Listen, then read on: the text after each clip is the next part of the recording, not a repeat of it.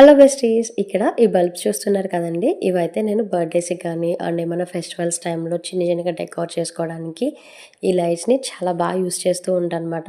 So, దీనివల్ల నాకొక problem ఉంది. అదేంటి అంటే ఇక్కడ ఈ బల్బ్ ఉంది చూస్తున్నారు కదా! స్ప్రింగ్ లాగా. దీంట్లోకి ఈ వైర్స్ ఉన్నాయి కదా! ఈ వైర్స్ అన్నీ కూడా లోపలికి వెళ్ళిపోతూ ఉంటుందన్నమాట. అది తీయడానికి మొత్తం ఆ స్ప్రింగ్‌లోంచి లోపల నుంచి తీయాల్సొస్తుంది. బట్ ఆల్మోస్ట్ మాకు టైం ఒక 1 అవర్ పైనే వేస్ట్ అవుతుంది. ఎందుకంటే ఒక స్ప్రింగ్‌లోంచి తీస్తుంటే ఇంకొక బల్బ్స్‌లో స్ప్రింగ్ ఉంటుంది కదా! దాని లోపలికి వెళ్ళిపోతుందన్నమాట. సో, ఇలా కాదు అని చెప్పి నేను మా హస్బెండ్ ఏం చేసామంటే టేప్ తీసుకొని బల్బ్‌కి అటు ఇటు కూడా 3 వైర్స్‌ని కూడా అటాచ్ చేసేసి టేప్ అనేది రోల్ చేసేసాము. సో, దానివల్ల ఏంటంటే మాకు ఎప్పుడు కావాల్సినా సరే ఈజీగా తీసుకోవచ్చు, పెట్టుకోవచ్చు. సో, మాకు కొంచెం ఈజీగా అనిపించింది.